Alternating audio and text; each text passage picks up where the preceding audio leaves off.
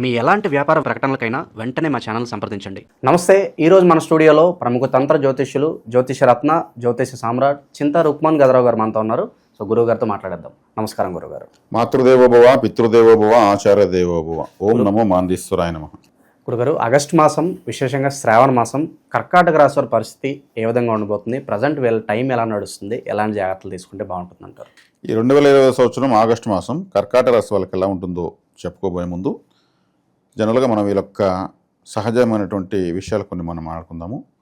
కర్కాటక రాశి వాళ్ళు అంటే ఇది చంద్రుడికి సంబంధించిన రాశి, కాలపురుషుడు 4వ రాశి. వీళ్ళకు డౌట్స్ ఎక్కువ వస్తూ ఉంటాయి. వీళ్ళకి వచ్చిన డౌట్స్ ఏ రాశి వాళ్ళకు రావు. ఏదైనా సరే ప్రతి ఒక్కటి అనుమానం వస్తూనే ఉంటుంది. డౌట్ క్లారిఫై కానీ వీళ్ళు నెక్స్ట్ డెసిషన్ తీసుకోలేరు. చాలా సున్నితమైన వాళ్ళు. చిన్న విషయానికి ఎక్కువ సంతోషం వచ్చేస్తుంది, చిన్న విషయానికి ఎక్కువ బాధ వచ్చేస్తుంది, లిమిట్ దాటి వచ్చేస్తూ ఉంటుంది. కాబట్టి ఎక్కువ డౌట్స్ ఉన్నటువంటి రాశి ఈ కర్కాటక రాశి. అదేవిధంగా కర్కాటక రాశిలో జన్మ జాతకంలో కర్కాటక రాశిలో ఏ గ్రహం ఉన్నా సమస్య. చంద్రుడు పూర్ణ చంద్రుడుగా ఉంటే తప్ప, క్షీణ చంద్రుడైతే చంద్రుడితో కూడా సమస్య. ఈ రాశి యొక్క ప్రత్యేకత అది. ఏ గ్రహం ఉండకూడదు కర్కాటక రాశిలో. ఇది ఇంతవరకు జ్యోతిష్యులు ఎవరు చెప్పుండరేమో నేను అనుకుంటున్నాను. ఏ గ్రహం ఉన్నా సమస్య. గురువు ఉచ్చస్థితి పొందుతాడు, కానీ గురువు ఉచ్చస్థితి పొందినా కానీ 6వ ఇంటి వాడు రాశిలో ఉచ్చస్థితి పొందుతాడు. ఖచ్చితంగా వీళ్ళిద్దరు నగలుగానే ఉంటే మనపురంలోనో ఎక్కడో చోట ఉంటుంది. గోల్డ్ కుదబెట్టే తీరుతారు వీళ్ళు. అంటే ఆ గోల్డ్ అనుమానము ఏదో అంటారు కదా, బంగారు షాపుల్లో తాకట్టులు పెడేస్తారు. అంటే గురువే ఇక్కడ వచ్చే కాడికి తాకట్టు, బంగారు తాకట్టు పెట్టి, స్వర్ణానికి బంగారు కారకుడు గురువే. ఆయనే ఇక్కడ వచ్చి సరైన స్థితి ఇవ్వకపోతేనే కదా బంగారు తాకట్టు పెట్టే పరిస్థితి తీసుకొస్తాడు. శుక్రుడు ఇంకో గ్రహం. శుక్రుడు ఈ రాశికి బాధకాధిపతి. ఫస్ట్ బాధించే గ్రహం శుక్రుడే. కుజుడు రాశిలోనే నీచ పొందుతాడు. రవి రాశిలో వచ్చాడనుకో, ఆయన వేడి గ్రహం. వేడి గ్రహం అంటే అగ్నిగోళం కదా. కర్కాటక రాశి జలతత్వ రాశి. నెలలో అగ్గిపడితే ఏమవుతుంది? చల్లారిపోతుంది. బుధుడు వ్యయాధిపతి, నష్టాన్ని మిథున రాశికి అధిపతి కాబట్టి వ్యయం, నష్టాలే ఎక్కువ చేస్తాడు, ఖర్చులు ఎక్కువ పెట్టించేస్తాడు, వ్యయం ఎక్కువ చేస్తాడు. అలా ఈ రాశిలో ఏ గ్రహం ఉన్నా సరే ఒక్కొక్క సమస్య వస్తుంది. కాబట్టి కర్కాటక రాశి వాళ్లకు చంద్రుడు పూర్ణంగా ఉంటే తప్ప, పూర్ణచంద్రుడే, ఒకవేళ క్షీణచంద్రుడైనా శుభగ్రహ చూపు ఉండాలి. కాబట్టి ఎక్కువగా అన్కంఫర్ట్ పొందుతూ ఉంటారు, సైకలాజికల్గా డిప్రెషన్లో అవుతూ ఉంటారు. బుధుడు రాశిలో ఉంటే చర్మ సంబంధ వ్యాధులు వచ్చేస్తాయి. ఇట్లా ఈ రాశి యొక్క స్థితిగతి చెప్తున్నాను. క్రెడిట్స్ వీళ్ళకి దక్కుతుంది అంటారా? కష్టానికి ఫలితం అంటారు కదా. కష్టానికి ఫలితం అంటే గురువు మొట్టమొదటి శుభకారకుడు ఈ రాశికి. గురువు, తర్వాత కుజుడు, తర్వాత రవి. వీళ్ళు ఈ రాశిలో లేకుండా అన్యదా కేంద్ర కోణాల్లో ఉండడం వల్ల ఈ రాశి వాళ్ళకి బలం పెరిగిపోతుంది. ఇప్పుడు శ్రీరామచంద్రుడు ఉన్నాడు, ఆయన కర్కాటక లగ్నమే. కర్కాటక లగ్నంలో ఆయన పుట్టింది. 4 గ్రహాలు వచ్చేసింది. ఆయనకు రాజ్యం లేదు, భార్య దూరం అయిపోయింది, పిల్లలు దూరం అయిపోయారు, అన్నదమ్ములు దూరం అయిపోయారు. మళ్ళీ ఆయన చేసిన తప్పేమీ లేదు, మొత్తం అన్నీ దూరం అయిపోయినాయి. కర్కాటకంలో 4 గ్రహాలు వచ్చేస్థితిలో పుట్టాడు ఆయన. ఆ లగ్నంలో పుట్టడం వల్ల అన్నీ దూరం అయిపోయి అన్నీ దగ్గర అవుతాయి. అది చాలా టైం పడుతుంది. కాబట్టి ఇది విపరీతమైన అనుభవపూర్వకమైనటువంటి జీవితం అయిపోతుంది. మహావిష్ణువే ఆ లగ్నంలో పుట్టిన దానికి ఎన్నో బాధలు పడిపోయాడు. అది పుట్టవలసి వచ్చింది. వాళ్ళు లోక కళ్యాణార్థం దాన్ని సెలెక్ట్ చేసుకున్నారు. అలాగే ఉంటుంది. డాక్యుమెంట్ ప్రాబ్లమ్స్ కంపల్సరీ ఉంటాయి వీళ్ళకు. బుధుడు వ్యయస్థానానికి బుధుడు అధిపతి. బుధుడు ఈ లగ్నానికి పరమ శత్రువు, పాపి. కాబట్టి ఆయనే తృతీయాధిపతి కాబట్టి సోదరులతో సమస్యలు ఖచ్చితంగా ఉంటాయి.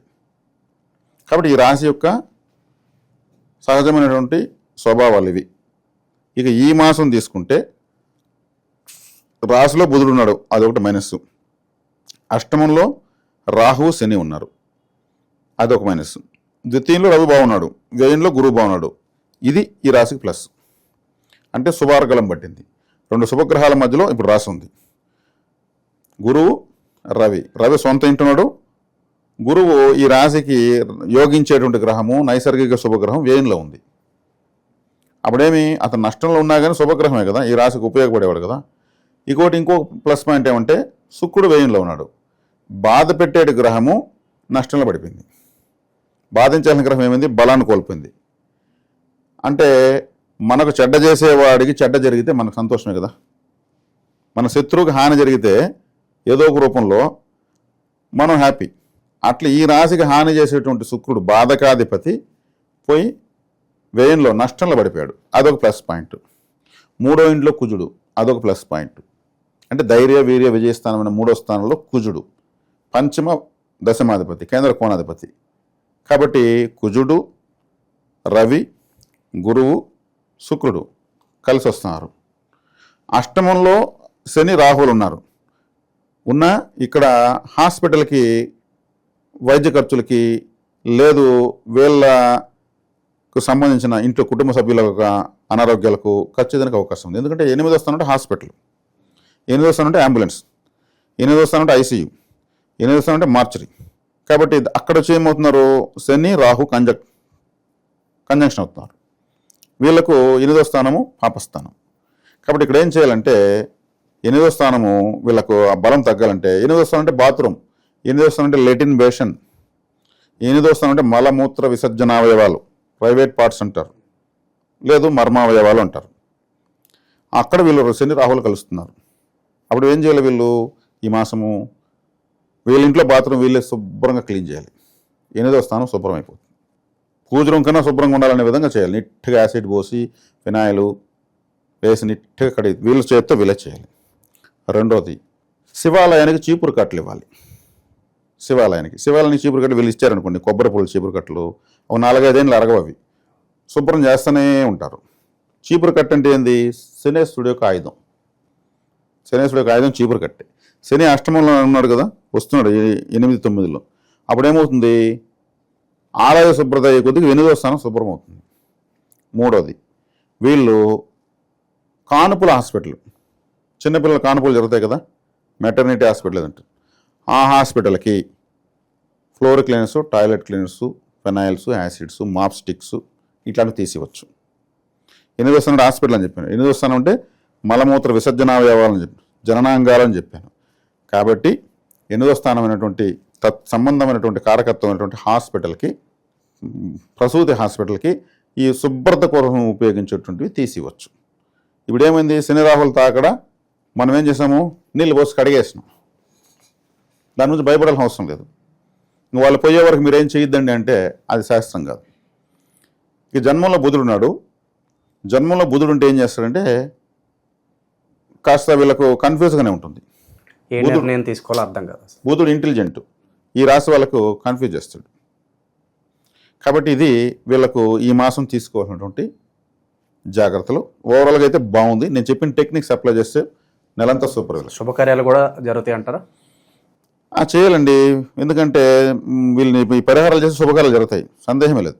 ఎందుకంటే కుజుడు బాగున్నాడు, రవి స్వస్థానంలో ఉన్నాడు, గురువు వ్యయంలో ఉన్నాడు, 2 శుభగ్రహాల మధ్యలో ఉన్నాడు. కాబట్టి శుభకార్యాలు జరుగుతాయి, దానికేం భయపడాల్సిన లేదు. ఓకే, ఇక వైవాహిక జీవితం పరిస్థితి ఎలా ఉండబోతుంది? భార్యాభర్తల మధ్య సంబంధాలు, భార్యాభర్తల మధ్య సంబంధం తీసుకుంటే వీళ్ళకి కొంచెం అన్యోన్యత తక్కువని చెప్పొచ్చు. ఈ రాశి వాళ్ళకు శుక్రుడు వ్యయంలో పడ్డాడు, కొంత సమన్వయం అవుతుంది పరిస్థితి, చేసుకెళ్ళచ్చు. సమాజంలో మాకంటూ పేరు, కొంత గుర్తింపు కావాలండి అన్న వాళ్ళకి ఎలా ఉండబోతుంది అంటారు? సమాజంలో పేరు, గుర్తింపు కావాలనుకున్న వాళ్ళకు వీళ్ళు చేయాల్సినటువంటి ఆరాధన ఏంటంటే సిద్ధ గురు సేవ లేదా జీవ సమాధులు సందర్శించాలి. జీవ సమాధి అనేటువంటి నక్షత్రం పుష్యమి ఈ రాష్ట్రంలో ఉంది. శంబలా నగరము అని కూడా అంటారు పుష్యమి నక్షత్రాన్ని. సిద్ధగురు మండలం అని అర్థం దానికి, పుష్యమి నక్షత్రాన్ని. చాలా మంది కనపడదు అంటారు కదా శంబలా నగరం. కనిపించదు, మాంస నేతలతో చూడలేము, దివ్య నేతలతో చూడొచ్చు, సందర్శించే దివ్య దేహంతో వెళ్ళొచ్చు. ఈ అనవసరమైనటువంటి అడ్డమైనటువంటి తినేసి అక్కడ పోతే అది మనకు ఎంట్రన్స్ ఎట్టుంటుంది ఉండదంటే దివ్య దేహం కావాలి, అప్పుడు కనిపిస్తుంది. కాబట్టి శంబల అంటే సిద్ధగురు మండలము, నేను శంబలాన్ని ఎందుకు అనాలి కానీ సిద్ధగురు మండలం అనేటువంటిది పుష్యమి నక్షత్రము, అత్యంత శక్తివంతం ఈ జన్మలు. కాబట్టి జీవ సమాధులు, సజీవ సమాధులు దర్శించడం వల్ల ఈ రాశి వాళ్ళు ఎప్పటికీ యాక్టివేట్ అవుతూనే ఉంటారు. ఇది వీళ్ళకి అద్భుతమైన పరిహారం.